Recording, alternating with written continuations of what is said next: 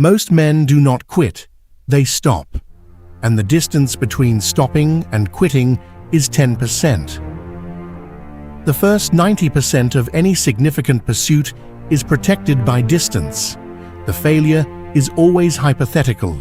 The outcome is always somewhere ahead, real enough to move toward, but not close enough to lose.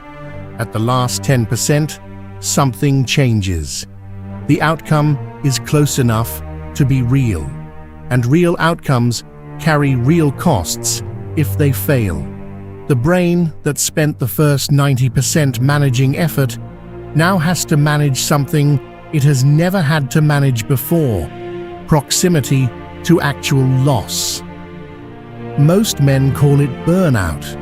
They call it losing interest. They call it needing a break. It is none of those things. It is the specific terror of being close enough to lose something real. Today on Ironframe, we perform the precise behavioral autopsy of why men stop at 90% and the 3 cognitive mechanisms that determine whether a man finishes what he built or stops 10% short of the thing that would have changed everything. January 1909. Ernest Shackleton and 3 men are 97 miles from the South Pole. No man in history has been this close. They have crossed 1,600 miles of the most hostile terrain on Earth. They have done everything right. The pursuit has been built correctly. The preparation was sound. The execution has been precise. They are 97 miles from the thing they came to do. They stop. Shackleton's official reason was supplies. They did not have enough to reach the pole and return alive. That is the announced reason. The behavioral reason is more precise. For the first time in 1,600 miles, the failure had a specific shape. Not abstract, not hypothetical, 97 miles. A number, a distance, a real cost attached to a real outcome. The first 90% of the pursuit was protected by the enormity of what remained. At 97 miles from the pole, the protection was gone. The outcome was close enough to be lost, and the brain, which had managed 1,600 miles of effort without flinching, could not manage the proximity to that specific loss. Shackleton returned to England without reaching the pole. He was celebrated as a hero. He went back. The pattern did not change. He stopped again. Not because he was not capable, because the last 10% runs on a different mechanism from the first 90. And most men, like Shackleton, never identify what that mechanism is before it stops them. 3 mechanisms. This is what they are. The closer the outcome, the more real the failure becomes. In the first 90% of a significant pursuit, the failure is always somewhere ahead of you. It is real enough to motivate, but not close enough to cost. You can adjust, pivot, restart.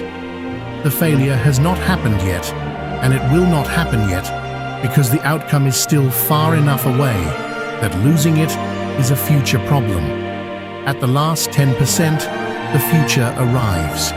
The outcome is now close enough that failing to reach it is a cost that can be calculated, and the brain, which does not distinguish between proximity to a significant outcome and proximity to a significant threat, begins to treat the last 10% as the most dangerous territory the pursuit has entered. The man with 3 years of work behind him feels the last 10% differently than the man with 3 months. 3 years of work on the line feels more dangerous than no years of work on the line. Not because the territory is harder, because the cost of losing it has become specific. The brain reads proximity to outcome as proximity to threat. The same signal, the same response. And the man who cannot name what is happening in his body at the last 10% will call it burnout and stop, and never know that what he felt was not exhaustion. It was the signal that the outcome was real. The last 10% is the moment when the pursuit stops being something the man is doing and becomes something the man is. For the first 90%, the identity was safe. The man was building something. The thing he was building had not yet been tested by its outcome. He could still be the man who is going to do this. At the last 10%, that protection ends. If he finishes and the outcome matches the vision, he becomes what he built. If he finishes and it does not, the failure is not a failure of effort. It is a failure of identity. The thing he built himself around did not deliver what he built himself around it to deliver. Most men cannot process that cost in advance, so they stop before the finish line. Not to protect the effort, to protect the version of themselves that has not yet been tested by the outcome. The unfinished pursuit is painful, but it is survivable in a way that the finished pursuit that did not arrive is not. The man who stops at 90% is not protecting his work. He is protecting his identity from the only test that would have told him what his identity is actually made of.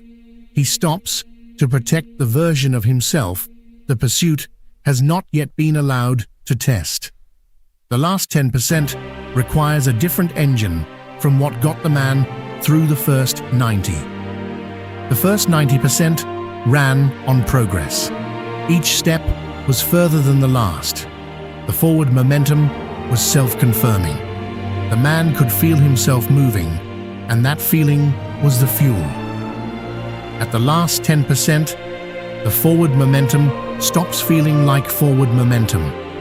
The steps are harder. The confirmation is gone. The feeling of progress, which powered the first 90, does not arrive in the last 10. Most men interpret this as a signal. They conclude that something has changed, that the pursuit has stalled, that the conditions are wrong, that they need to reassess. Nothing has changed. The engine has changed. The first 90 runs on progress. The last 10 runs on commitment to an outcome that has not yet arrived and might not arrive and must be moved toward anyway. That shift from progress-driven to commitment-driven is one the man's psychology has to make consciously. It does not happen automatically. The feeling of forward momentum does not return. The man has to move without it. The man who understands that the last 10% has a different engine moves without the feeling. The man who waits for the feeling does not. 3 mechanisms, 1 territory, proximity terror, identity exposure, the completion reflex, not 3 reasons to stop. 3 things to name before the last 10% arrives, so that when they arrive, you are not calling them burnout. You are calling them what they are. Shackleton never reached the South Pole. The pattern stopped him twice, not because he was not capable, because he never named what was stopping him. He called it supplies. He called it conditions. He never called it what it was. You are somewhere in a pursuit right now. Maybe you are in the first 90%, and the forward momentum is still there, and everything feels like progress. Or maybe you have already stopped. Maybe you called it burnout. Maybe you called it reassessing. Maybe you called it needing a break. The question is not whether what you felt was real. It was real.